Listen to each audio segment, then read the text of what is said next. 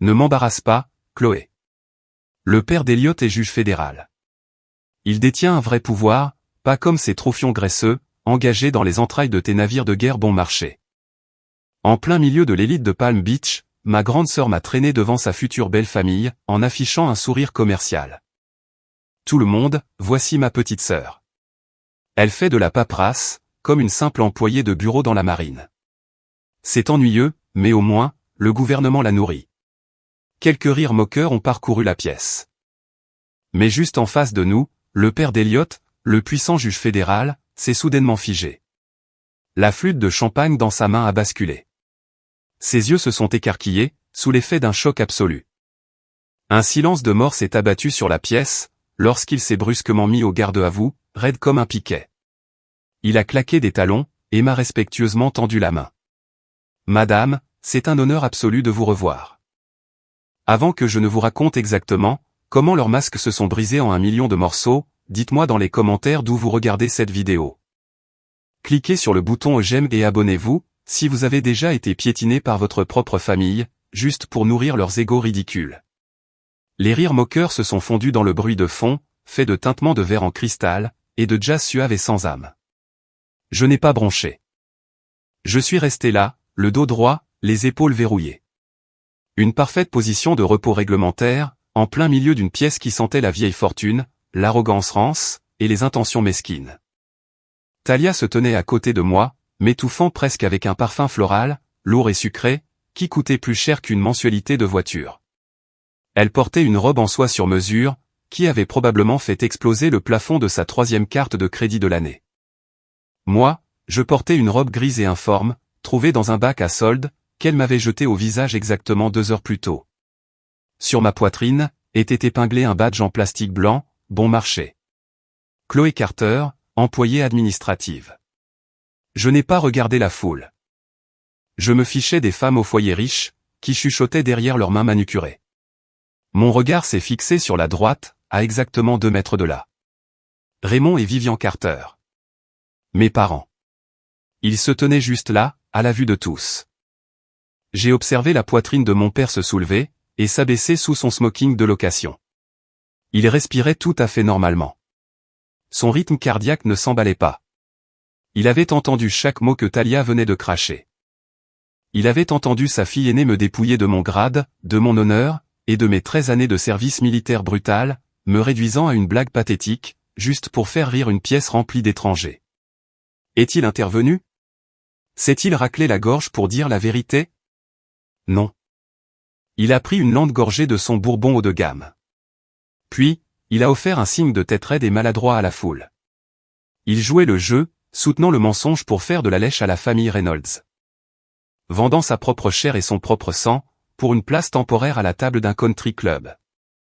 Ma mâchoire s'est serrée si fort que mes dents m'ont fait mal. Un goût métallique et amer a inondé ma bouche. Faites attention, mademoiselle. Un serveur, portant un lourd plateau en argent rempli de coquilles d'huîtres vides, m'a bousculé. Son coude a heurté durement mon épaule. Le badge en plastique bon marché s'est détaché du tissu de ma robe, et a cliqueté sur le sol froid en marbre italien. Le serveur ne s'est même pas retourné. Il a continué à marcher. Je me suis accroupi. Mes doigts ont frôlé la pierre glaciale. J'ai ramassé le bout de plastique. En me relevant, mon pouce droit a instinctivement glissé sur le bord dentelé de l'épingle. La peau, à cet endroit, était épaisse et morte. Une callosité lourde et jaunâtre, forgée par des années à tirer la culasse en acier, et à presser la détente d'un pistolet de service. J'ai fixé le mot employé. Pendant une fraction de seconde, la musique classique de la pièce a été complètement étouffée. J'ai entendu le rugissement assourdissant, à vous glacer les os, de la salle des machines d'un destroyer de la marine. J'ai goûté le grain sec et crayeux, des vieilles rations de combat coincées au fond de ma gorge. J'ai senti la chaleur étouffante de 43 degrés, d'un bunker en béton au Moyen-Orient, écraser mes poumons. 13 ans. J'avais échangé ma jeunesse contre l'argent du sang.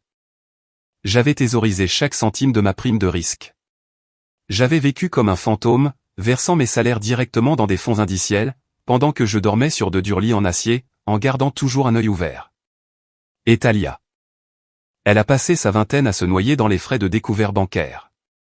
à acheter des chaussures à 500 € pour impressionner des gens qui ne lui cracheraient même pas dessus si elle était en feu. Et pourtant, j'étais là. Le trophion, l'embarras, la tache sur le portrait de famille. J'ai serré le badge en plastique dans mon poing. L'épingle en métal pointu s'est enfoncée profondément dans ma paume. Ça n'a pas fait mal. On ne peut pas blesser un nerf qui est déjà mort. La fête a finalement commencé à se clairsemer. Les invités dérivaient vers la terrasse extérieure, pour fumer des cigares et parler de golf. Je me suis tourné vers la sortie. J'en avais fini de jouer les accessoires. Avant que je ne puisse faire 3 pas, une main s'est abattue durement sur mon biceps. Des ongles pointus en acrylique se sont violemment enfoncés dans ma peau. Pas si vite. Vivian, ma mère. Elle m'a tiré hors de la pièce principale, et m'a entraîné dans un couloir étroit et mal éclairé, près du vestiaire. Loin des regards des gens qui comptaient vraiment pour elle. Elle a levé la main et a tiré agressivement sur mon col, essayant de lisser un faux pli qui n'existait même pas. Son haleine sentait le gin, et la fausse menthe poivrée. Ne me regarde pas comme ça, Chloé, a-t-elle sifflé, sa voix tombant dans un murmure dur et désespéré. Talia se marie avec de l'argent, du vrai argent, demain. La famille Reynolds possède pratiquement la moitié de cette côte. Je l'ai dévisagé, le regard vide, froid. J'analysais simplement une menace. Tu dois juste servir de décor à ta sœur ce soir, a-t-elle continué, ses yeux balayant le couloir pour s'assurer que personne n'écoutait. C'est juste un titre. Ce sont des choses superficielles. Ravale ta foutue fierté, et encaisse. Tu lui dois bien ça. Je lui dois bien ça. Les mots flottaient lourdement dans l'air vicié. 13 ans de silence radio absolu. 13 ans sans le moindre coup de téléphone, sans la moindre lettre, pendant que j'étais déployé dans des zones de combat. Mais ce soir, je leur devais ma dignité, pour qu'ils puissent jouer à faire semblant. Elle a tendu la main, tenant le badge en plastique, prête à l'épingler à nouveau sur ma poitrine comme une marque au fer rouge. Je n'ai pas discuté. Je n'ai pas crié. Je n'ai pas gaspillé une seule respiration, à essayer d'expliquer ma valeur à une femme qui ne me voyait que comme un pion. J'ai juste levé ma main gauche, et j'ai repoussé son bras avec force. Vivian a halté, trébuchant d'un demi-pas en arrière, heurtant le mur. Ses yeux se sont écarquillés, complètement sous le choc de voir la petite bête de somme silencieuse se rebeller. Je n'ai pas dit un seul mot. Je lui ai simplement tourné le dos, et je suis parti. Une exécution silencieuse. Je me suis dirigé droit vers le grand foyer. J'avais besoin d'air. J'avais besoin de foutre le camp de ce code postal, avant de faire quelque chose qui nécessiterait l'intervention d'une équipe de nettoyage. Le bureau de réception était complètement vide. L'hôte avait abandonné son poste, pour aller débarrasser les tables à l'arrière. Je suis passé devant le lourd comptoir en acajou. Mais du coin de l'œil, quelque chose a attiré mon attention. Un épais livre d'or relié en cuir. Il était grand ouvert, sous une petite lampe de lecture en laiton. La liste VIP principale pour l'événement du mariage de demain. Je me suis arrêté, mes bottes solidement plantées sur le coûteux tapis persan. J'ai baissé les yeux vers le papier ivoire impeccable, l'encre noire, les lettres en gras. Tout en haut de la table numéro 1, juge fédéral Stephen Reynolds. J'ai fixé le nom. L'encre semblait brûler la page. Stephen Reynolds. Miami. Il y a 10 ans. Le tribunal militaire hautement classifié. L'homme dont j'ai sauvé la carrière et la vie entière, d'un seul trait de plume. Dans ma tête, un lourd clic mécanique a résonné bruyamment dans le silence. Comme le cran de sûreté que l'on désactive sur un fusil de sniper chargé. Mes parents pensaient m'avoir acculé. Talia pensait m'avoir enterrée vivante. Ils pensaient maîtriser le récit, contrôlant le plateau comme dans une vulgaire partie de dames. J'ai levé les yeux du livre. J'ai fixé mon propre reflet dans la vitre sombre des doubles portes d'entrée. Je n'ai pas pleuré. Je ne me suis pas effondré. Un lent sourire, fin comme une lame de rasoir, s'est étiré sur mon visage. Il était froid. Il était mort. Ils n'avaient aucune idée de qui ils venaient d'inviter dans leur maison. Ils m'avaient tendu la pelle, et demain, ils allaient creuser leur propre tombe. Le nom brûlait sur la page. Stephen Reynolds.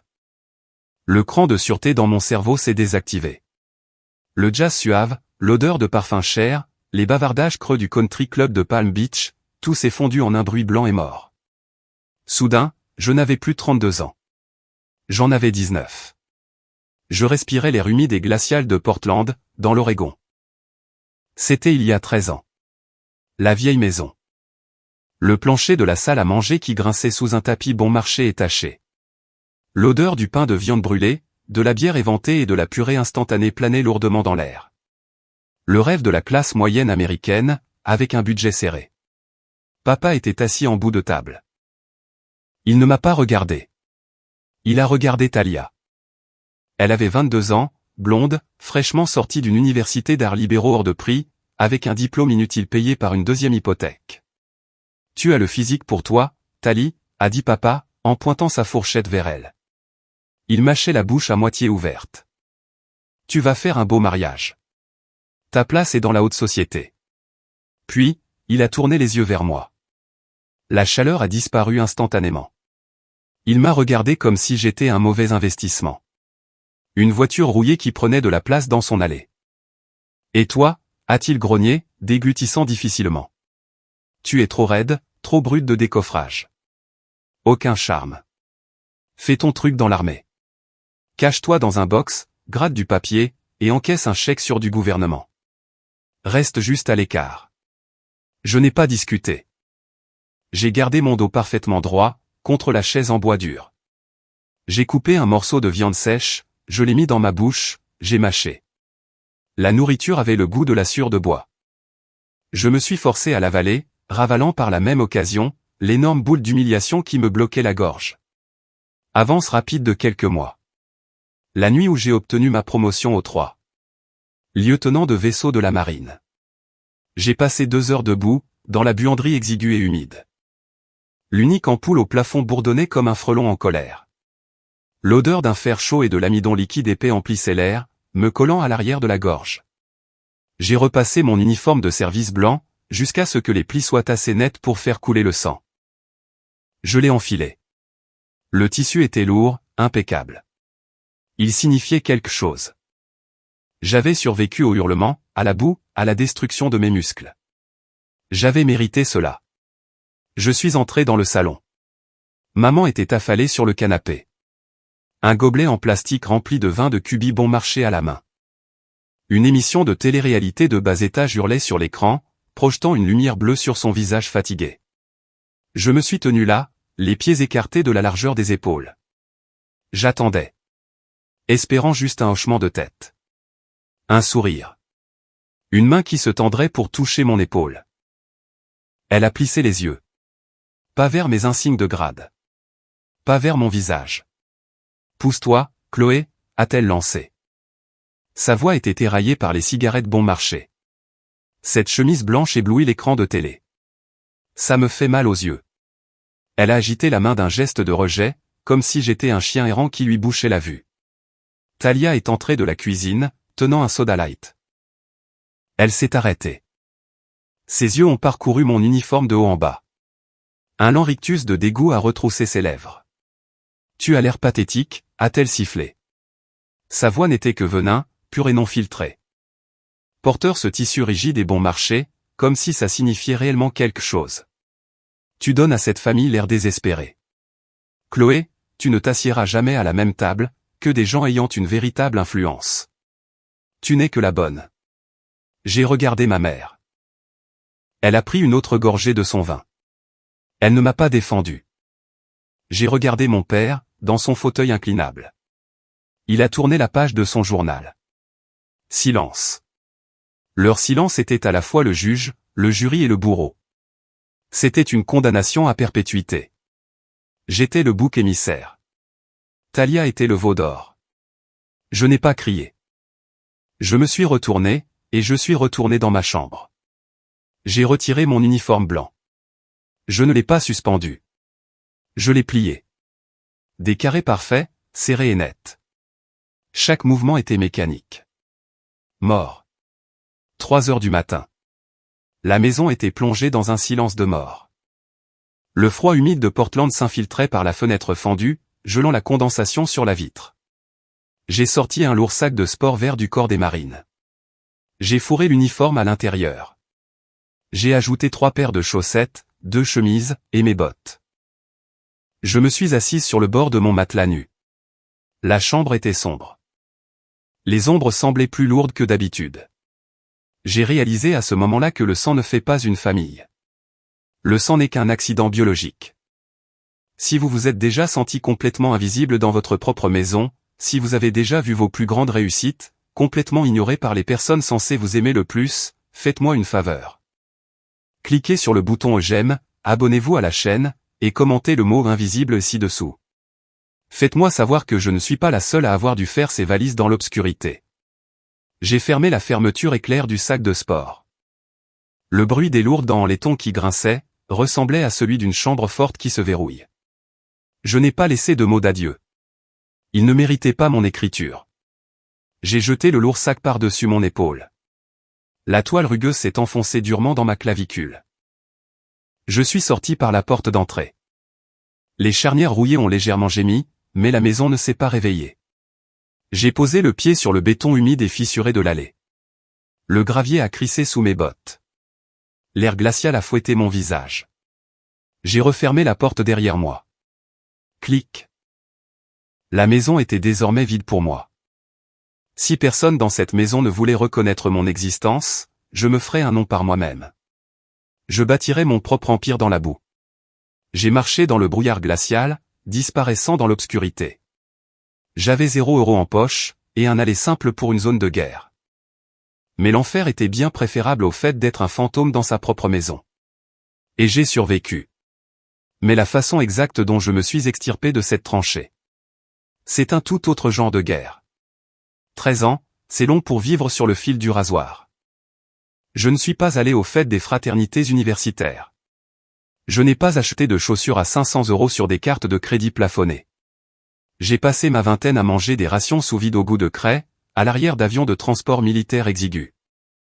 J'ai dormi sur des sols en béton fissuré au Moyen-Orient, où la température restait bloquée à 43 degrés, même à minuit. L'air avait toujours le goût des gaz d'échappement de diesel, et du sable brûlant. Chaque fois que les mortiers ennemis frappaient le périmètre, le sol tremblait violemment, faisant vibrer les plombages de mes dents. La chaleur cuisait ma peau. La poussière tapissait mes poumons. La distribution du courrier était une cruelle plaisanterie. Les autres troufions se rassemblaient autour des invés, déchirant les colis, les lettres, et les pâtisseries médiocres envoyées par leur mère. Moi, je n'avais rien. 0.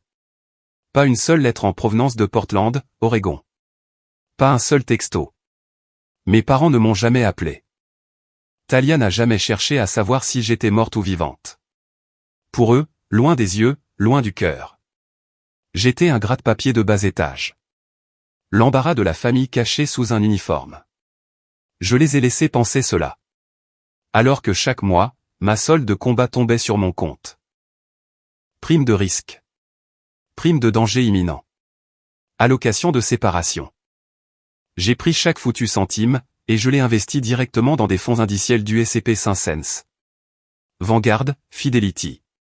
Je conduisais une Honda Civic cabossée de 10 ans, avec une transmission qui grinçait. J'achetais des vêtements basiques dans les rayons des stockages des magasins discount. J'ai saigné. J'ai transpiré. J'ai survécu. Et j'ai fait fructifier mes intérêts. Avance rapide jusqu'au présent. Quelques jours à peine avant le désastre du mariage à Palm Beach. Base navale de Norfolk. La plus grande base navale de la planète. J'étais assise derrière un immense bureau en chaîne surélevée. La climatisation industrielle bourdonnait constamment, gelant la sueur sur ma nuque. Je portais la lourde robe noire. Je ne faisais pas que de la paperasse. J'étais juge-avocat général. Un juge militaire. Capitaine de frégate Chloé Carter. Un capitaine de vaisseau en disgrâce se tenait debout, sur le sol devant moi. 2 décennies de service décoré. Il se croyait intouchable. Il avait détourné des contrats de la défense, pour financer une grave dépendance au jeu. Maintenant, il se tenait au garde-à-vous, le visage d'une pâleur cendrée. La sueur perlait sur son front, et gouttait sur son col parfaitement repassé. J'ai pris mon lourd stylo plume en acier. La salle d'audience était silencieuse comme une tombe. Je n'ai pas crié. Je n'ai pas fait de sermon moralisateur sur le devoir. Vous avez rompu votre serment, ai-je dit. Ma voix était plate. Froide. Comme une pierre frappant un sol en acier. J'ai signé mon nom au bas du mandat fédéral. Le grattement aigu de la plume en métal a résonné contre les panneaux de bois sombre. D'un seul trait d'encre, je l'ai dépouillé de son commandement. J'ai mis fin à sa pension fédérale. Je l'ai envoyé à Fort Leavenworth, dans une prison de sécurité maximale, pour 5 longues années. La police militaire l'a saisi par les bras. Il a traîné les pieds sur le sol poli. Les lourdes portes en chêne se sont refermées sur lui. Des milliers de vies, des milliards d'euros dans les budgets fédéraux de la défense. Le mouvement de mon stylo contrôlait tout cela. La famille restée à Portland pensait que j'allais chercher du café bon marché pour des officiers mariniers. Ils n'avaient absolument aucune idée qu'ils étaient apparentés à une faucheuse en robe noire. La salle d'audience s'est vidée. J'ai enlevé la lourde robe, et je l'ai drapée sur le dossier de mon fauteuil en cuir. Je me suis assise seule à mon bureau. Pas d'entourage, pas de flagorneur pour me baiser l'anneau. J'ai fouillé dans mon sac en toile, et j'ai sorti un récipient en plastique Tupperware bon marché. Un reste de pâte peine, et une sauce tomate en conserve un peu liquide. J'ai enlevé le couvercle. La nourriture était froide. Je l'ai mangée quand même. La fourchette en plastique raclait bruyamment le fond du récipient. De la main gauche, j'ai déverrouillé mon téléphone. J'ai ouvert mon application bancaire. Le Face ID a scanné mon visage. L'écran s'est chargé dans la pièce sombre. J'ai fixé le total de ma valeur nette. 7 chiffres. Un très lourd et très agressif montant à 7 chiffres. C'était un nombre qui ferait s'étrangler Raymond Carter avec son Bourbon bon marché. C'était plus d'argent liquide que Taliane enverrait dans toute sa vie, même si elle épousait une douzaine d'hommes riches. C'était l'argent du sang, transformé en un empire financier en béton armé. Je ne ressentais pas le besoin d'acheter une Rolex. Je n'avais pas besoin d'une voiture de sport européenne. Le vrai pouvoir n'a pas besoin de hurler pour attirer l'attention sur les réseaux sociaux. Le vrai pouvoir mange des pâtes froides en silence, et regarde les intérêts s'accumuler. J'ai fermé l'application. L'écran est devenu noir. De lourdes bottes de combat ont frappé le sol à l'extérieur de mon bureau. La porte s'est ouverte avec un déclic. Mon huissier est entré. Il a déposé un épais dossier en carton, cerclé d'un élastique rouge, en plein centre de mon bureau. Une feuille de route classifiée était posée dessus. « Nouveaux ordres, commandant » a-t-il dit, en gardant les yeux fixés droit devant lui. J'ai repoussé le Tupperware en plastique. J'ai brisé le seau de cire, et j'ai ouvert l'épaisse couverture cartonnée. Département de la Défense. Une énorme affaire de fraude impliquant un sous-traitant. Des millions d'euros manquaient au budget d'un chantier naval. Ils avaient besoin d'un juge réputé pour sa tolérance zéro. Ils avaient besoin d'un boucher pour tailler dans le gras. Lieu, Miami, Floride. J'ai suivi le mot Miami avec mon pouce cicatrisé. Miami. À seulement 2 heures de route de Palm Beach. De Talia. Du mariage mondain auquel elle me menaçait d'assister depuis 6 mois. Le vol part demain à 6 heures, a ajouté l'huissier. Compris, ai-je dit. Il est sorti, et a fermé la lourde porte. J'ai empilé les documents classifiés. Je les ai glissés dans ma mallette à liburton renforcée d'acier. J'ai refermé les lourds loquets en laiton avec un claquement sec. Le clic métallique aigu a résonné dans la pièce silencieuse. Pendant 13 ans, je suis resté dans l'ombre. J'ai construit ma forteresse avec de la boue, de la cordite et des intérêts composés. Maintenant, l'armée m'envoyait dans le sud. Directement dans l'arrière-cour des personnes qui m'avaient jeté comme une poubelle. J'ai fait tourner le cadenas à combinaison de ma mallette. J'ai saisi la poignée. Je partais pour Miami. Miami. Le palais de justice américain Wilkie D. Ferguson Jr. La climatisation centrale soufflait dans l'immense bâtiment fédéral, gelant la sueur sur ma nuque. Je me tenais au pupitre dans mon uniforme de service. Le tissu était rigide, impeccable. Les boutons en laiton accrochaient la dure lumière fluorescente au plafond. Un comité de surveillance fédérale siégeait en hauteur, derrière un imposant banc en acajou. Je démontais pièce par pièce, une affaire de fraude de plusieurs millions d'euros sur un contrat de la défense. Des faits froids, durs, indéniables. Je n'utilisais pas de mots de remplissage. Je n'hésitais pas. La salle était silencieuse. Personne ne m'interrompait. Dans le fauteuil central, siégeait le juge Stephen Reynolds. Juge fédéral, ancien officier de guerre de surface de la marine. Un véritable pilier dans le district sud. Il s'est penché en avant, reposant son menton sur ses doigts joints en clocher. Il tapotait son index droit contre ses jointures. Un rythme lent et régulier. Ses yeux fendaient la pièce silencieuse. Un acier gris et froid. Ils se sont verrouillés sur mon visage. J'ai vu la microseconde exacte où la reconnaissance a percuté son cerveau. Son tapotement s'est arrêté. Sa mâchoire s'est contractée. Il n'a pas dit un mot. Mais le changement dans sa posture a été assourdissant. 10 ans. Cela faisait exactement 10 ans que j'avais sorti sa carrière politique d'une tombe peu profonde. Le souvenir m'a frappé de plein fouet. Un bunker exigu et sans fenêtre à Washington DC. J'étais resté éveillé pendant 48 heures d'affilée. Mes yeux me brûlaient, injectés de sang, alors que je passais au peigne fin des milliers de pages de journaux de bord de la marine cryptés. Une faction fantôme essayait de piéger Reynolds. J'avais trouvé l'anomalie.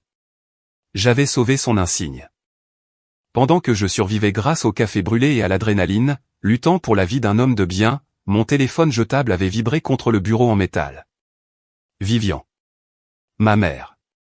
Elle n'avait pas appelé pour demander si je dormais. Elle n'avait pas appelé pour voir si l'armée me traitait bien. J'ai pressé le téléphone en plastique bon marché contre mon oreille, et elle a juste commencé à hurler. Elle était furieuse, parce que j'avais refusé de faire un virement de 500 €, pour que Talia puisse s'acheter une robe de créateur pour une réunion d'anciennes élèves. Tu es tellement égoïste, Chloé. Ta sœur a besoin de se faire des relations. Et toi, tu thésaurises tes petits chèques du gouvernement comme un rat cupide. Tu ne sers à rien. Voilà comment ma famille de sang me hurlait dessus pour un morceau de soie, pendant que je tenais la ligne de front pour la Constitution. Suspension de séance de 15 minutes, a aboyé le président du comité, en abattant un maillet en bois sur son socle. Les chaises ont raclé le sol en marbre. J'ai rangé mes dossiers classifiés dans ma mallette. De manière lente et méthodique. Des pas se sont approchés sur ma gauche. Des enjambées lourdes et mesurées. Le juge Reynolds est descendu de l'estrade. Il est passé devant la table du procureur. Il est passé juste à côté de moi. Il ne s'est pas arrêté. Il n'a pas tendu la main pour les caméras. Il n'a pas fait de scène. Mais alors que sa large épaule frôlait la mienne, sa voix est tombée dans un chuchotement bas et rocailleux. Juste assez fort pour que je puisse l'entendre. La vérité finit toujours par triompher, commandant Carter. Je n'ai pas tourné la tête. J'ai gardé les yeux fixés sur ma mallette. J'ai juste fait un hochement de tête sec et microscopique. C'était tout. Le code des lions. Pas de long discours. Pas d'étreinte dramatique. Juste un respect absolu et inébranlable de la part d'un homme, qui avait le pouvoir de faire enfermer des milliardaires. Un homme qui me respectait plus, que les gens qui partageaient mon nom de famille. Je suis sorti du palais de justice, et j'ai poussé les lourdes portes en verre. Le soleil aveuglant de Miami m'a frappé de plein fouet. L'humidité s'est enroulée autour de mes poumons comme une serviette mouillée. Mon téléphone crypté a vibré dans ma poche. Je l'ai sorti. Amiral. J'ai appuyé sur le bouton vert. Monsieur.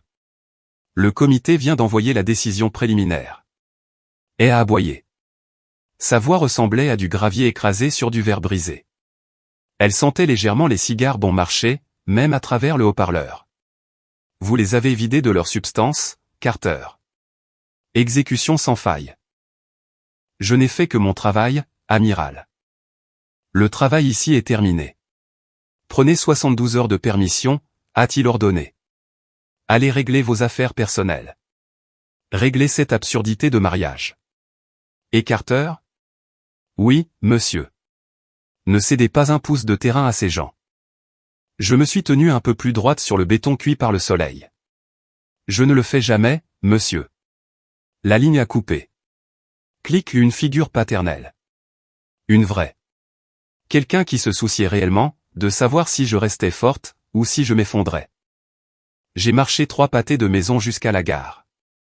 J'ai acheté un café noir et amer à un vendeur de rue. Je me suis assise seule sur un banc en métal rouillé, regardant les rames de train de banlieue tourner au ralenti sur les rails. C'était calme. Le genre de calme que l'on mérite. Puis mon téléphone personnel a sonné. Une sonnerie stridente et odieuse, qui a déchiré l'air lourd. L'écran s'est allumé. Talia. J'ai fixé les lettres lumineuses. Une marée toxique qui s'infiltrait de nouveau dans mon eau claire.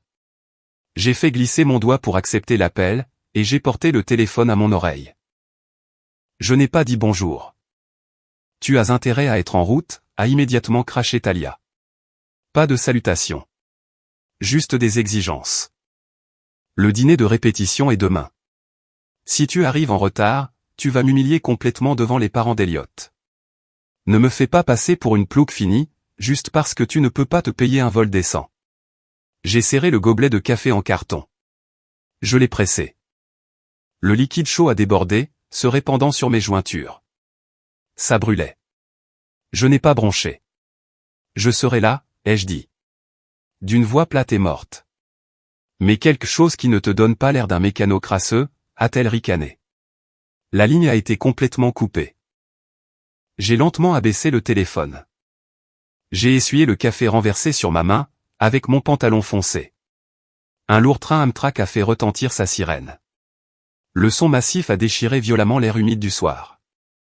Les roues en acier ont grincé contre les rails. J'ai saisi la poignée de ma mallette Haliburton. La paix était terminée. Je suis monté sur le sol froid et métallique du wagon, direction Palm Beach. Je retournais tout droit dans le champ de mine. Le soleil de Floride était brutal. Il se reflétait sur les capots des voitures de sport à 6 chiffres, garées dans l'allée circulaire. Aveuglant et brûlant. L'air était épais, lourd. La brise salée de l'océan Atlantique essayait de se frayer un chemin. Mais elle était complètement étouffée par la puanteur suffocante, et écœurante de sucre, de milliers d'orchidées blanches importées pour le week-end. J'ai descendu du trottoir. Mes bottes de combat ont frappé l'asphalte brûlant avec un bruit sourd. Je ne suis pas passé par les immenses doubles portes en verre du complexe de luxe de Palm Beach. Je n'y étais pas autorisé. Talia m'attendait à l'entrée latérale. L'entrée de service. Juste à côté des ventilateurs d'extraction de la cuisine industrielle, qui crachaient de l'air chaud chargé de graisse et d'eau de javel dans la ruelle. Elle portait des lunettes de soleil de créateur surdimensionnées, et un chemisier en soie, qui coûtait plus cher qu'un salaire militaire de base. Elle tapait du pied, agacée. Ses yeux m'ont suivi alors que je m'approchais. Elle a détaillé mon pantalon sombre et simple, mes lourdes bottes, ma mallette en acier. Sa lèvre supérieure s'est retroussée de pur dégoût. Passe par cette porte, a-t-elle lancé sèchement, en pointant un ongle manucuré en acrylique vers le cadre en métal rouillé derrière elle. Je refuse que la famille d'Elliot voie ton attitude de troufion bon marché, traîné dans le hall principal. Je me suis arrêté. Le lourd bourdonnement du ventilateur d'extraction résonnait dans mes oreilles. J'ai regardé la porte de service. Puis, je l'ai regardée. Avant que je ne puisse parler, la porte métallique a grincé en s'ouvrant. Raymond et Vivian Carter sont sortis dans la ruelle. Mes parents. Ils avaient l'air ridicules. Papa transpirait abondamment à travers le col rigide d'un costume en lin loué. Il se frottait les mains. Ses yeux balayaient la ruelle, comme s'il venait de réussir un braquage de banque. Il planait sur les vapeurs de la richesse de quelqu'un d'autre. Nous y sommes, a marmonné papa, vibrant littéralement d'énergie nerveuse. Il a essuyé la sueur de son front avec le dos de sa main. La famille Reynolds. C'est un tout autre niveau pour nous, Vivian. Un vrai statut. Personne de retour à Portland ne va croire ça. Il ignorait complètement le fait que sa plus jeune fille se tenait juste devant lui, tenant une mallette remplie de dossiers classifiés de la défense fédérale. Pour lui, je n'étais qu'un accessoire, une nuisance. Maman a ajusté son lourd collier de perles. Elle m'a lancé un regard noir d'avertissement. Ne gâche pas tout, Chloé, a-t-elle ordonné. Sa voix était fine et coupante. Nous avons enfin un pied dans la porte, avec des gens qui comptent vraiment. Fais en sorte de te fondre dans le décor. Reste à ta place. Je les ai regardés tous les trois. Une famille entièrement bâtie sur des cartes de crédit plafonnées, des retards de paiement de voitures, et des illusions à bas prix. Ils jouaient à se déguiser dans un monde qui allait les mâcher, et les recracher à la seconde où l'argent viendrait à manquer. J'ai resserré ma prise sur la poignée de ma mallette. Le métal s'est enfoncé dans mes callosités. J'ai croisé le regard de mon père. Le statut se mesure-t-il à la dette de carte de crédit que vous cachez, papa, ai-je demandé. Ma voix était parfaitement plate. Aucune colère. Juste une frappe chirurgicale. Ou se mesure-t-il simplement au mensonge que vous racontez pour entrer dans le bâtiment? Raymond a arrêté de se frotter les mains. Sa mâchoire s'est légèrement décrochée. Une rougeur sombre et laide est montée le long de son cou épais, tachant ses joues. Il a ouvert la bouche pour aboyer une réponse, mais aucun son n'est sorti. La vérité l'avait frappé en pleine poitrine. Il a rompu le contact visuel. Il a dégluti difficilement et a détourné le regard, faisant semblant de vérifier sa fausse montre de marque. Talia s'est approchée de moi. L'odeur lourde de son parfum a envahi le fond de ma gorge. Elle a plongé la main dans un sac de shopping d'une boutique de luxe, posé sur un chariot de service sale. Elle en a sorti un tas de tissus, et me l'a violemment poussé contre la poitrine. Je l'ai attrapé instinctivement. C'était une robe. Gris cendré, terne, sans vie. Le genre de tissu synthétique bon marché et informe, qu'on met sur un mannequin qu'on veut que les gens ignorent complètement. Tu portes ça, a sifflé Talia, son visage à quelques centimètres du mien. Je suis le personnage principal ce week-end. Tu n'es rien. Tu gardes la bouche fermée. Tu te tiens dans le coin au fond de la pièce.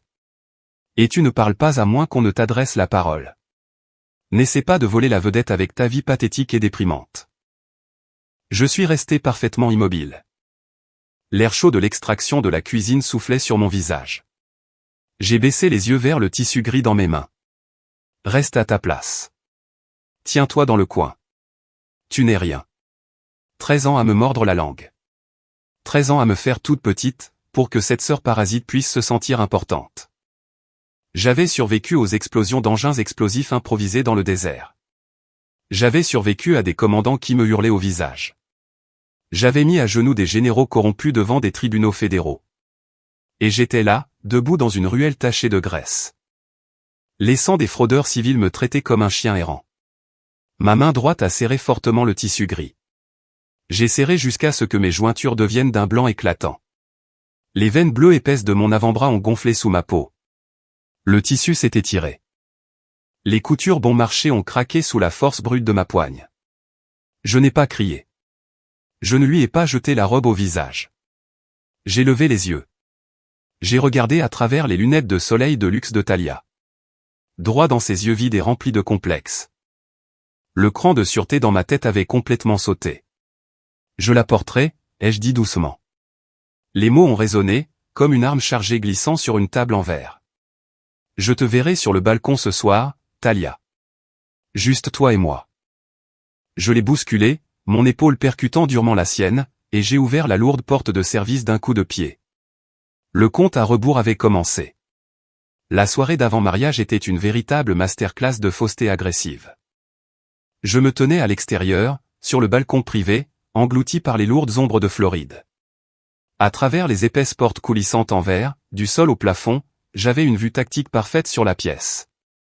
À l'intérieur, l'éclairage était d'un ambre chaud et luxueux. Des serveurs en chemise blanche impeccable, flottaient parmi la foule, portant des plateaux d'argent garnis de caviar et de champagne. Elliot, le marié, se tenait près du bar orné de laiton. Il avait l'air épuisé. Il n'arrêtait pas de se frotter la nuque, pendant que Talia s'accrochait à son bras, riant un peu trop fort à une blague que venait de raconter un sénateur de l'État. Elliot était un chic type. Ça se voyait à sa posture. Il avait une boussole morale solide. Mais il était complètement aveugle. Il gobrait l'illusion. Il pensait épouser une femme douce et sophistiquée. Issue d'une famille respectable et travailleuse. Il épousait un parasite. J'ai appuyé ma hanche contre la balustrade en pierre froide. La brise de l'Atlantique soufflait de l'océan, fendant l'air humide, et sifflant aigrement à travers les fissures des portes vitrées. J'ai croisé les bras. Le tissu gris bon marché de la robe que Talia m'avait forcé à porter, grattait ma peau comme du papier de verre fin. Je m'en fichais. Le gris terne me permettait de me fondre dans l'obscurité. Il me permettait d'observer les lignes ennemies. Soudain, la lourde porte en verre a coulissé sur ses rails métalliques, avec un raclement sourd et grinçant. Talia est sortie dans l'obscurité. Elle a légèrement trébuché, son talon haut de créateur s'accrochant au rebord métallique du cadre de la porte. Elle s'est rattrapée, en s'agrippant à la lourde poignée en laiton. Dans l'autre main, un verre de martini presque vide penchait dangereusement. Les gros glaçons heurtaient agressivement le cristal. Elle a refermé la porte d'un coup de pied derrière elle. Le lourd rythme des basses de la fête à l'intérieur s'est instantanément assourdi. Elle a tourné la tête, ses yeux se plissant pour s'adapter à la faible lumière. Ils se sont fixés sur moi, debout dans le coin. Te voilà, a-t-elle bredouillé, la lèvre supérieure retroussée. Elle s'est détachée de la porte, et a fait 2 pas mal assurés vers moi. La lourde odeur de gin et de lac floral hors de prix a frappé mon visage, avant même qu'elle ne soit là. Tu te caches toujours, a-t-elle craché. A rôdé dans les coins, comme une pauvre fille pathétique. Ça me donne la chair de poule. Je n'ai pas bougé d'un muscle. J'ai juste gardé une respiration lente et régulière. 60 battements par minute. Tu sais exactement pourquoi tu t'es enfui dans l'armée, a ricané Talia, en se penchant vers moi. Ses yeux étaient vitreux et dans le vague, mais le venin qui dégoulinait de ses mots était pur. Parce que tu es lâche. Tu as enfilé un uniforme rigide, pour pouvoir cacher le fait que tu es complètement inutile, ici, dans le monde réel. Tu me rends malade, Chloé. Tout ton numéro tragique et dépressif ne fait que gâcher ma soirée. C'était une manœuvre classique. Nier, attaquer, inverser les rôles de victime et de coupable. Elle m'avait fourré dans un sac gris. Elle m'avait banni dans l'ombre pour pouvoir briller. Et maintenant, c'était moi qui gâchais sa soirée, par le simple fait de respirer le même air. 13 ans à fuir. 13 ans à me mordre la langue pour préserver la paix. Ça ne m'avait pas apporté une once de respect. Ça n'avait fait que nourrir le monstre. J'ai décroisé les bras. J'ai laissé mes mains retomber le long de mon corps. J'ai fait un pas lent et délibéré en avant. Talia a tressailli. Juste un minuscule tressaillement involontaire, de son épaule gauche. Mais je l'ai vu. J'ai plongé mon regard dans le sien. Je n'ai pas élevé la voix. Je n'ai pas crié. Quand on sait exactement où glisser la lame, on n'a pas besoin de frapper fort. Je ne me cache pas, ai-je dit. Ma voix n'était qu'un bourdonnement bas et plat, au-dessus du bruit des vagues qui s'écrasaient en contrebas. J'observe. Talia a dégluti difficilement. Ses jointures sont devenues blanches, alors que sa poigne se resserrait sur le pied de son verre. Tu ne me détestes pas parce que je suis inutile, Talia. Ai-je continué, en faisant un autre pas lent. J'ai réduit la distance, jusqu'à me retrouver bien à l'intérieur de son espace personnel. La température entre nous est tombée au zéro absolu. Tu me détestes parce que tu es terrifiée. Tu es folle, a-t-elle lâché en forçant un rire. Mais il s'est brisé en plein milieu. Tu me piétines, ai-je dit, mes mots frappant sa poitrine comme des balles à pointe creuse. Parce que tu sais exactement ce qui se passe, si ces gens me regardent vraiment. S'ils voient ce que j'ai construit dans l'ombre. S'ils voient qui je suis vraiment. Ton petit numéro de cirque est terminé. Tu ne seras plus jamais le centre de l'univers. Silence. Un silence lourd et étouffant. Le masque suffisant et arrogant sur son visage, a volé en éclats. Pendant une fraction de seconde, une panique pure et nue a transpiré dans ses yeux. J'avais arraché le pansement, sur son insécurité la plus profonde, et la plus sombre. Sa mâchoire s'est serrée. La panique s'est muée en une rage hideuse et désespérée. Elle a levé le menton, essayant de rassembler le peu de fausse autorité qu'elle pensait lui rester. Demain, c'est mon mariage, a-t-elle sifflé entre ses dents. Tu ferais bien de surveiller tes arrières. Si tu fais un seul faux pas, si tu dépasses les bornes ne serait-ce qu'une seconde. Je te détruirai. Elle a tourné les talons, se tordant presque la cheville sur le béton, et a violemment ouvert la porte vitrée coulissante. Elle a fait irruption dans la pièce lumineuse et bruyante, laissant la porte entr'ouverte derrière elle.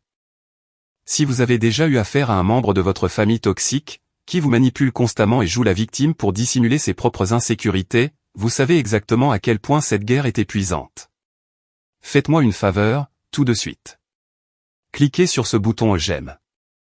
Abonnez-vous à la chaîne, et commentez le mot AC ci-dessous.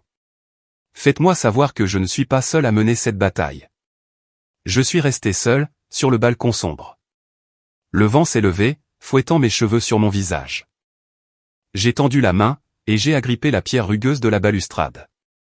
J'ai baissé les yeux sur la montre numérique tactique attachée à mon poignet. 12 heures. La mèche était allumée. La retraite était officiellement terminée. La chambre d'hôtel était d'un silence de mort. 6 heures du matin. Le seul bruit était le sifflement sec de la vapeur brûlante, crachée par un fer à repasser en plastique bon marché. Je me tenais devant la planche à repasser. J'ai pressé le lourd métal sur la robe grise et terne, que Talia m'avait jetée. Des allers-retours, par des mouvements lents et calculés. J'ai repassé des plis nets, précis comme des lames de rasoir, sur le tissu synthétique bon marché. La mémoire musculaire. Exactement de la même manière que je préparais mon uniforme de combat, avant un tribunal fédéral. Le tissu sentait les produits chimiques brûlés, et la teinture bon marché. Je m'en fichais. Ce n'était qu'une armure. Mon téléphone crypté était posé à plat, sur le bord de la planche. L'écran était allumé dans la pièce sombre. Je fixais la copie numérique de la liste principale des invités, que j'avais extraite du serveur de l'hôtel. Un nom imprimé en gras, juge fédéral Stephen Reynolds. Je n'avais pas besoin d'armes physiques ce soir. Je n'avais pas besoin de planifier une scène de cri au milieu d'une salle de bal. Je n'avais pas besoin d'élever la voix pour défendre mon honneur. Le détonateur allait franchir la porte d'entrée, à 19 heures précises ce soir. Tout ce que j'avais à faire, c'était de rester parfaitement immobile. Et de laisser l'onde de choc frapper. 19h30. La grande salle de bal était un cirque étincelant et gigantesque, fait de nouveaux riches et d'égos désespérés. L'air à l'intérieur était lourd, étouffant. La puanteur lourde et écœurante du homard rôti au beurre, se mêlait aux eaux de Cologne bon marché, et au champagne renversé. Des centaines de personnes s'entassaient dans la pièce, leurs voix se fondant en un brouhaha bruyant et désagréable de faux rires. Le tintement aigu des fourchettes en argent, raclant les assiettes en porcelaine hors de prix, résonnait sur les hauts plafonds. J'étais assise tout au fond, dans le coin, juste à côté des portes battantes en bois de la cuisine de service. Les serveurs heurtaient ma chaise chaque fois qu'ils passaient en trombe, avec leurs lourds plateaux de vaisselle sale. Je ne bougeais pas. Mes bottes de combat étaient plantées à plat sur le sol, sous l'ourlet de la robe grise. Ma colonne vertébrale était bloquée à un angle parfait de 90 degrés contre la chaise en bois dur. Les épaules droites. Le menton parallèle au sol. Les yeux scrutant le périmètre. Épinglé juste au-dessus de mon cœur, le badge en plastique blanc. Chloé Carter, employée administrative. Talia me l'avait claqué sur la poitrine une heure plus tôt, avec un sourire suffisant et satisfait. Des gens passaient devant mon coin. Des femmes au foyer riches dans des robes en soie moulante, tenant de petits chiens. Des hommes arrogants fumant des cigares importés hors de prix. Ils regardaient la robe grise et terne. Ils lisaient le badge en plastique bon marché. Ils ricanaient derrière leurs mains, levaient les yeux au ciel, et continuaient leur chemin. Je les laissais regarder. Je les laissais rire. Sur un champ de bataille, on reste parfaitement immobile dans la tranchée, pour éviter de se prendre une balle de sniper. À Palm Beach, on reste parfaitement immobile, pour laisser l'ennemi vider ses chargeurs avant de riposter. Talia flottait au centre de la pièce. Elle tenait une coupe de champagne fraîche, entourée d'un groupe d'hommes plus âgés en costume sur mesure. 2 d'entre eux étaient des sénateurs de l'État. Des hommes lourds et en sueur, avec de fausses poignées de main et des montres en or hors de prix, serrant fortement leurs poignets. Talia m'a repéré, assise dans le coin. Ses yeux se sont illuminés d'une joie malveillante. Un prédateur apercevant un animal blessé, attaché à un poteau. Elle a dirigé le groupe de politiciens droit vers ma chaise. Elle s'est arrêtée juste devant moi, me bloquant la vue sur la pièce. Et par ici, a dit Talia, élevant la voix juste assez pour que les tables voisines s'arrêtent de parler, et se tournent pour écouter. Elle a pointé sa flûte de champagne droit sur mon visage. Voici ma petite sœur Chloé. Elle travaille dans la marine. Vous savez, elle fait le sale boulot dans les entrailles brûlantes des navires. Juste une petite employée de bureau qui remplit des formulaires. Le salaire est vraiment dérisoire. Mais il faut bien que quelqu'un fasse le sale boulot. Pas vrai? Quelques invités aux tables voisines ont ri aux éclats. Les 2 sénateurs ont gloussé, un son humide et condescendant provenant du fond de leur gorge. L'un d'eux m'a regardé de haut, les yeux remplis d'une pitié pure et sans filtre. C'est bien pour elle, a marmonné le sénateur, en faisant tourner le whisky ambré dans son verre en cristal. Ça l'éloigne de la rue, j'imagine. Je n'ai pas cligné des yeux. Je n'ai pas rompu le contact visuel. Je suis resté complètement figé sur la chaise. J'ai analysé mon propre pouls qui battait contre les veines de mon cou. Régulier, calme, exactement 60 battements par minute. J'étais un fantôme, observant une pièce pleine de morts jouer avec des allumettes. Talia a souri, s'abreuvant de l'attention et des rires. Elle m'a tourné le dos, et a entraîné les politiciens au loin, me laissant dans l'ombre près des portes de la cuisine. Elle pensait avoir gagné. Elle pensait que l'exécution publique était terminée. Elle pensait que j'étais enterré. Puis, la musique s'est arrêtée. Le quatuor à cordes en direct, au centre de la pièce, a brusquement cessé de jouer. Les lourdes portes doubles aux finitions dorées, à l'entrée principale de la salle de bal, se sont violemment ouvertes à la volée. Les charnières en laiton ont gémi bruyamment dans le silence soudain. La foule près de l'avant s'est immédiatement écartée. Ils ont reculé, dégageant un large chemin. Le juge fédéral Stephen Reynolds est entré dans la pièce. Il portait un smoking noir sur mesure, mais il se déplaçait comme un cuirassé fendant l'eau libre. Sa posture était rigide, imposante. L'hôte de la soirée s'est précipité en avant, tendant la main pour l'accueillir. Reynolds l'a ignoré. Il n'a pas serré de main. Il n'a pas souri. Ses yeux gris et perçants ont balayé l'immense salle de bal. Il cherchait quelqu'un.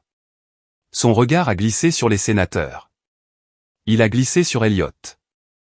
Il a glissé sur Talia, qui arrangeait déjà ses cheveux, et faisait un pas en avant pour se présenter. Puis, ses yeux ont frappé le coin sombre, près des portes de la cuisine. Il s'est arrêté net. La pièce entière a retenu son souffle. Le silence était absolu. Reynolds a tourné son corps. Ses lourdes chaussures de ville en cuir ont frappé le sol en marbre. Clac, clac, clac. Le son a résonné sur les murs. Il ne se dirigeait pas vers le bar. Il ne se dirigeait pas vers la mariée. Il se dirigeait droit vers la femme en robe grise bon marché. Le juge Stephen Reynolds ne marchait pas. Il marchait au pas. Chaque pas était une frappe lourde et calculée, contre le sol en marbre poli de la grande salle de bal. La foule de sénateurs d'État, de promoteurs immobiliers et d'héritiers de fonds fiduciaires s'est écartée immédiatement, s'effondrant comme de l'herbe morte sous une lourde botte de combat. L'odeur étouffante du homard rôti au beurre, et du parfum importé lourd, a semblé s'évaporer en quelques secondes. L'air de la pièce s'est refroidi, remplacé par la pression stérile et écrasante d'une salle d'audience fédérale. Il n'a pas regardé le bar. Il n'a pas regardé la mariée. Il s'est arrêté à exactement 1 mètre devant ma chaise. Le coin sombre et caché, près des portes battantes de la cuisine, est soudainement devenu le centre d'attention de toute la pièce. Des centaines d'yeux se sont tournés vers l'ombre. Je me suis levé lentement. J'ai verrouillé mes genoux. J'ai gardé mon dos parfaitement droit. J'ai regardé au-delà du tissu gris, informe et bon marché qui couvrait ma poitrine. J'ai regardé au-delà du badge en plastique blanc qui disait employé administrative. Reynolds n'a pas regardé le badge. Il n'a pas regardé la robe ridicule. Il a plongé son regard directement dans le mien. Sa mâchoire s'est contractée. Il a claqué des talons. Le claquement fort et sec du cuir frappant le cuir a violemment résonné contre le haut plafond bordé d'or. Il a levé la main droite. Plate et ferme, formant un angle net avec son sourcil. Un salut militaire parfait et réglementaire. En plein milieu d'un country club de Palm Beach. Le quatuor à cordes au centre de la salle de bal s'est complètement arrêté de jouer. Le premier violoniste a baissé son archet, la bouche légèrement ouverte. Le silence qui a suivi était étouffant, lourd, un vide total. Reynolds a abaissé son salut, et a tendu la main droite. Un geste de respect absolu et inébranlable entre égaux. C'est un honneur absolu de vous revoir, commandant Carter, a déclaré Reynolds. Sa voix n'était pas forte. Mais elle portait le poids lourd et indéniable de l'autorité fédérale. Elle a fendu la pièce silencieuse comme une lame de combat. J'ai tendu le bras. J'ai saisi sa main. Ferme, sèche. Les épaisses callosités de mon pouce ont frotté contre sa paume. L'honneur est pour moi, votre honneur, ai-je dit. Ma voix était complètement neutre. Pas de triomphe, pas de sourire. Juste 2 soldats reconnaissant le sang versé dans la poussière. Fracas. Le bruit soudain du cristal brisé a déchiré le silence de mort. À 3 mètres de là, Talia se tenait complètement figée. Sa bouche était légèrement ouverte. Le pied de sa coûteuse flûte à champagne avait glissé entre ses doigts manucurés. Le lourd cristal s'était violemment fracassé contre le sol dur en marbre.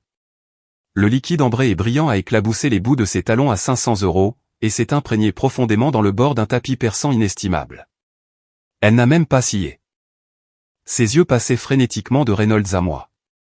Son cerveau buguait, essayant désespérément de traiter les données impossibles, qui se tenaient juste devant elle. L'effondrement narcissique se produisait en temps réel. Sa réalité soigneusement construite se disloquait pièce par pièce. Vous, a balbutié Talia. Sa voix a déraillé, paraissant petite et pathétique. Elle a fait un pas en avant, maladroit et bancal. Vous devez plaisanter. Vous vous trompez de personne. Juge Reynolds. Ce n'est qu'une employée de bureau. Elle fait de la paperasse. Elle n'est personne. Reynolds a lentement tourné la tête. Il a regardé Talia. Il n'a pas vu une mariée rougissante. Il a vu une nuisance civile. Ses yeux gris se sont transformés en glace absolue. Je ne plaisante pas avec l'honneur militaire, jeune fille, a déclaré Reynolds. Les mots grinçaient les uns contre les autres, comme de lourdes pierres de granit. Et je ne plaisante certainement pas, au sujet de la femme qui a fait tomber, à elle seule, un commandement corrompu, pour sauver l'intégrité de ce pays. Il a fait un demi-pas vers Talia. La force pure et écrasante de sa présence l'a repoussé. Ce n'est pas une employée de bureau, a poursuivi Reynolds, sa voix résonnant dans le silence de mort. C'est un juge-avocat général. Une juge militaire suprême. Elle a le pouvoir de priver des généraux de leur liberté. C'est un défenseur assermenté de la Constitution. Reynolds a fait une pause, laissant le lourd silence l'étouffer. Vous devriez surveiller votre ton, lorsque vous vous adressez à un officier supérieur. En arrière-plan, j'ai entendu un halètement vif et saccadé. J'ai regardé par-dessus les têtes de la foule. Raymond et Vivian Carter. Mes parents. Papa serrait le bord d'un manche debout si fort, que ses jointures étaient d'un blanc éclatant. Son visage était de la couleur de la cendre humide.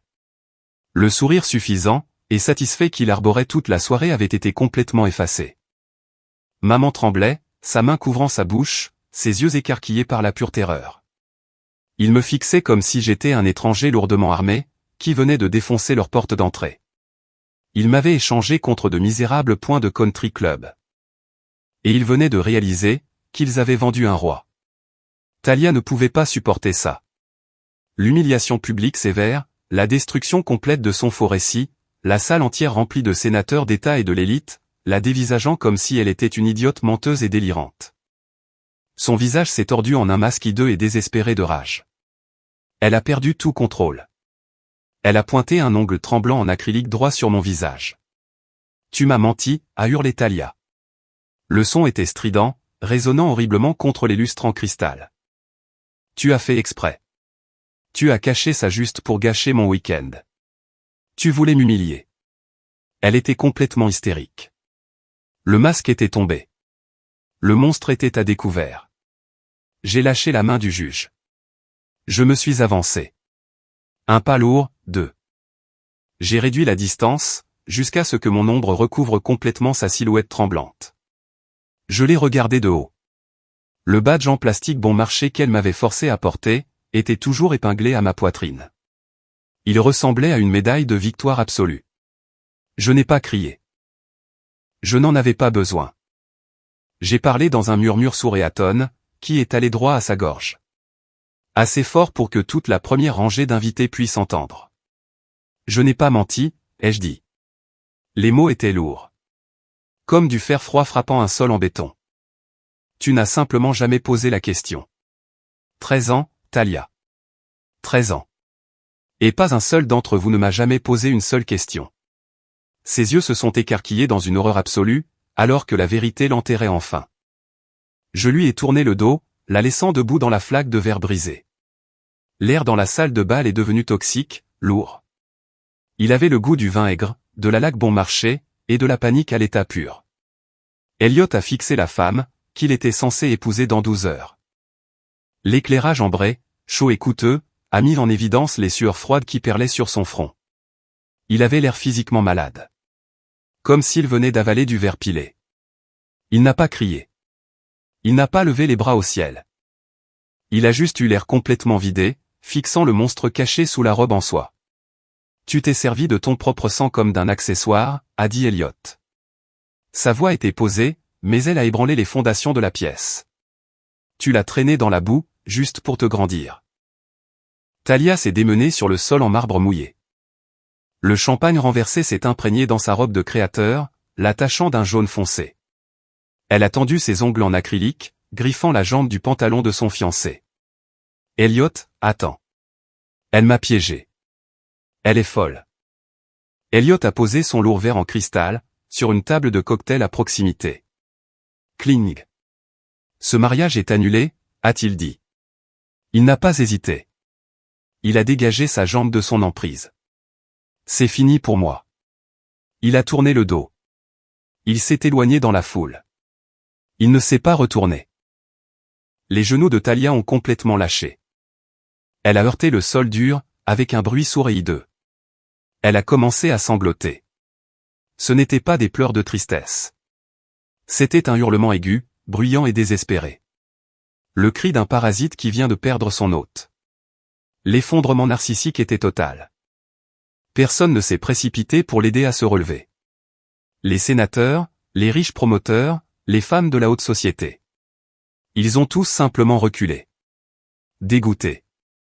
La traitant comme une maladie contagieuse. Puis vint le frottement de chaussures.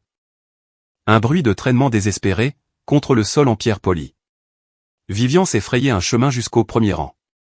Ma mère. Son fond de teint hors de prix était étalé sous ses yeux. Elle sentait fortement le gin, et la terreur absolue. Elle a tendu les mains vers moi. Ses doigts tremblaient violemment. Chloé, a-t-elle gémi. Sa voix n'était qu'un chuchotement mouillé et saccadé. Elle a essayé de m'attraper le bras. Chloé, si tu nous avais dit la vérité. Nous aurions pu être si fiers de toi. J'ai baissé les yeux sur ses mains tremblantes. Fier. Le mot a raclé mes tympans, comme du métal rouillé sur du béton. C'était l'insulte suprême. Une ultime et impardonnable trahison.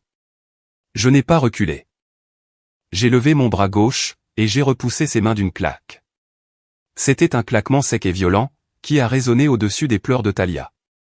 Vivian a halté, ramenant ses mains contre sa poitrine, comme si elle venait de toucher un poil brûlant. Vous n'êtes pas fier de moi, ai-je dit. Les mots étaient morts. Froid. Une frappe chirurgicale en pleine poitrine. Vous êtes fier d'un grade. Vous êtes fier d'un titre, dont vous pouvez vous vanter, lors de vos pathétiques dîners au country club. Vous n'en avez jamais eu rien à foutre, du sang qu'il a fallu verser pour le mériter. Raymond s'est avancé à côté d'elle. Son visage était rouge cramoisi. Les grosses veines de son cou, bombaient contre son col loué trop serré. Il a pointé un gros doigt vers moi. Maintenant, tu vas m'écouter, Chloé. On ne parle pas comme ça à sa mère. Tu vas te taire. C'est vous qui allez vous taire. Le juge Reynolds n'a pas crié. Il a juste lâché les mots, comme une dalle de béton d'une tonne. Raymond s'est étouffé avec sa propre respiration. Il a fait un pas en arrière rapide et maladroit, complètement terrifié par l'homme qui se tenait à mes côtés. Vous n'avez pas le droit de vous approprier ces victoires aujourd'hui, a déclaré Reynolds. Ses yeux gris ont percé un trou, directement dans le crâne de mon père. Vous l'avez laissé dormir dans la boue. Vous avez traité un officier fédéral décoré comme une poubelle. Vous me dégoûtez. Raymond a ouvert la bouche, mais aucun son n'en est sorti. Il a baissé les yeux vers le sol. Le lâche ultime, complètement dépouillé de sa fausse armure. Le massacre psychologique était terminé. La pièce était un cimetière, dont ils étaient eux-mêmes les fossoyeurs. Je les ai regardés tous les trois. Je ne ressentais plus de colère. Je ne ressentais pas de tristesse. Je me sentais juste complètement, totalement vide. C'était un vide propre, et stérile. L'infection était enfin consumée. J'ai tourné mon corps pour faire face au juge. J'ai redressé ma colonne vertébrale. J'ai claqué mes lourdes bottes l'une contre l'autre. Le claquement sec du cuir a fendu la pièce, réduisant au silence les derniers murmures. Cette zone n'est plus sécurisée, votre honneur, ai-je dit. Ma voix était strictement opérationnelle, plate et professionnelle. Permission de me retirer. Reynolds m'a regardé. Les lignes dures et ferreuses autour de sa bouche se sont adoucies pendant une fraction de seconde. Il a fait un seul élan hochement de tête. Accordé, commandant, a-t-il dit doucement. Rompez. J'ai exécuté un demi-tour parfait. J'ai fait face à la foule. Ils se sont écartés instantanément. Des centaines de membres de l'élite de la haute société ont reculé à la hâte, béculant des tables et des chaises pour se dégager de mon chemin. Ils me regardaient, comme si je tenais une grenade dégoupillée. J'ai marché au centre de l'immense salle de bal. Je n'ai pas regardé en arrière vers Talia, qui pleurait dans le verre brisé. Je n'ai pas regardé mes parents, qui se tenaient dans les ruines fumantes de leur faux empire. J'ai gardé les yeux fixés droit devant moi. J'ai poussé les lourdes poignées en laiton des portes d'entrée. Elles se sont ouvertes à la volée, heurtant les murs extérieurs avec un bruit sourd. Je suis sorti dans l'obscurité. L'air marin et épais de l'océan Atlantique a fouetté mon visage. C'était rude. Ça sentait les embruns et la pluie battante.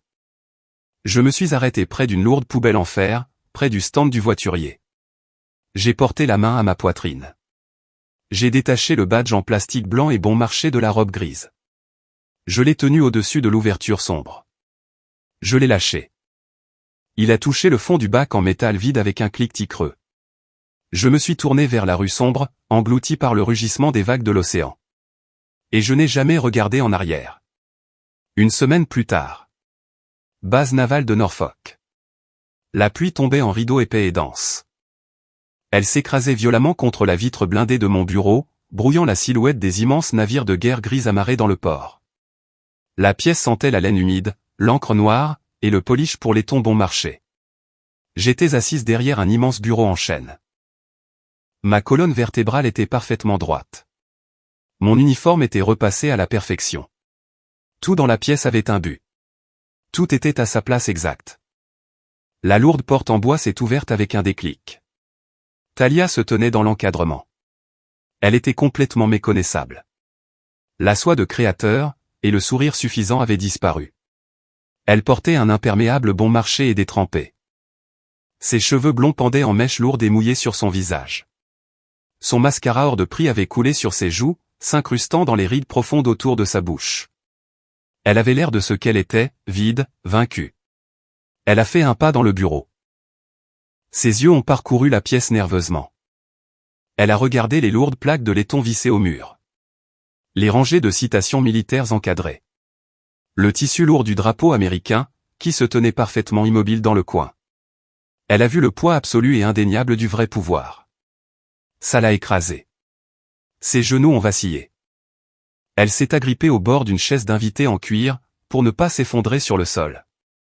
Chloé, a-t-elle lâché d'une voix étranglée. Un bruit pathétique et humide. J'ai tout perdu. Elliot est parti. Sa famille nous a blacklistés du club. Maman et papa refusent même de me regarder maintenant. Je n'ai absolument plus rien. Elle a commencé à sangloter. De grands halètements laids et bruyants, qui résonnaient dans la pièce silencieuse. Elle s'attendait à ce que je me précipite vers elle. Elle s'attendait à ce que j'arrange les choses. Elle s'attendait à l'ancienne dynamique, où elle pleurait, et où j'endossais la responsabilité.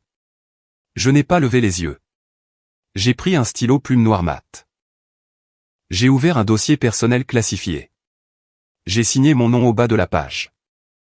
Le grattement aigu de la plume en métal sur le papier épais était le seul bruit dans la pièce. Coupant net à travers ses fausses larmes. J'ai reposé le stylo. Clic, je l'ai finalement regardé droit dans les yeux. On ne colmate pas la pourriture avec des mensonges, ai-je dit. Ma voix était une ligne plate et froide, comme de l'acier. Va trouver ta véritable valeur. Talia m'a fixé. Le caractère définitif de ces mots l'a frappé comme un coup physique à la poitrine. La manipulation avait échoué. La carte de la victime avait été refusée. Je n'étais plus son punching ball. J'étais un mur de béton, contre lequel elle venait de s'écraser. Elle a baissé la tête, a fait demi-tour, et a traîné ses bottes mouillées hors du bureau. La lourde porte s'est refermée derrière elle avec un clic. 6 mois ont passé. Octobre.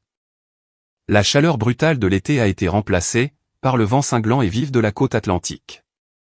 J'étais assise au comptoir de ma cuisine, passant une lourde pierre à aiguiser humide sur la lame en acier de mon couteau de combat. CHHH. Des mouvements lents et mesurés. La maison était d'un silence de mort. Mon téléphone a vibré contre le comptoir en granit. La vibration a résonné bruyamment. Appel entrant. Vivian Carter. J'ai essuyé la lame avec un chiffon huilé. J'ai appuyé sur le bouton du haut-parleur. Chloé. La voix de ma mère a gazouillé dans le haut-parleur. C'était fort. Trop fort. Une gaieté forcée et désespérée. En fond sonore, j'entendais le léger tintement des glaçons dans des verres en cristal. Le bas murmure d'une conversation polie et mondaine. Le country club. Je suis occupé, ai-je dit. Oh, ça ne prendra qu'une seconde. S'est-elle empressée de dire. Sa voix montant dans les aigus, spécifiquement pour le public assis autour d'elle. Je suis assise ici avec les filles du comité de golf. Nous venons de voir l'article du Navy Times, sur ta promotion au Pentagone. Ma chérie, je devais absolument t'appeler, pour dire à tout le monde à quel point nous sommes incroyablement fiers de toi. Tu es notre étoile brillante. J'ai arrêté d'essuyer la lame. J'ai fixé l'écran lumineux du téléphone. 13 ans que je saignais dans le sable. Je me suis assise seule dans des pièces sombres. J'ai combattu la corruption fédérale. J'ai mérité chaque galon sur mon épaule. Jamais un seul coup de fil. Pas un seul. Maintenant, elle avait besoin d'un trophée à exhiber, devant un groupe de femmes au foyer ennuyées au faux bronzage. Je me suis penché sur le haut-parleur. Rappelle-moi, ai-je dit. Ma voix a chuté d'une octave. Assez froide pour geler les glaçons dans son verre.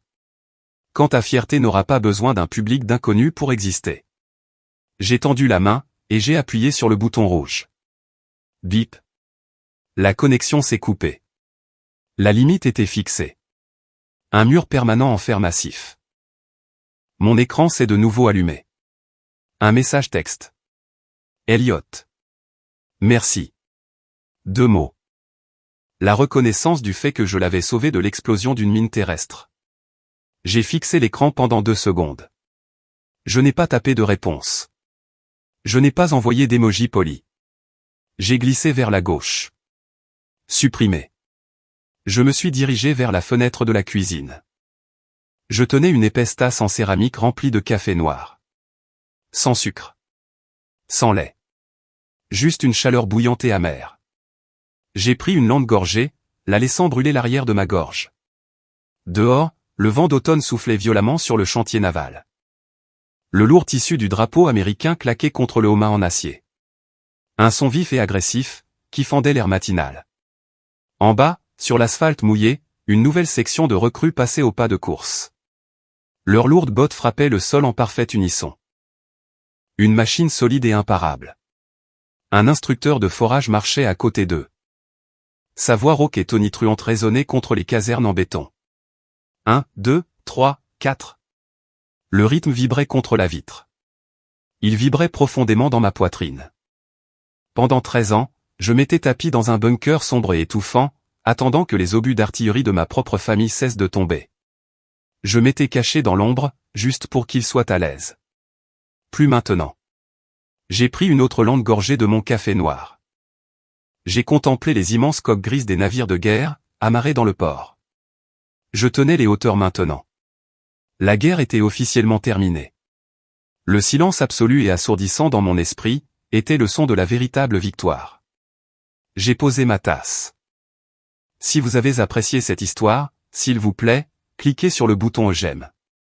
Laissez un commentaire ci-dessous, et abonnez-vous à la chaîne. Merci de m'avoir écouté, et on se retrouve dans la prochaine vidéo.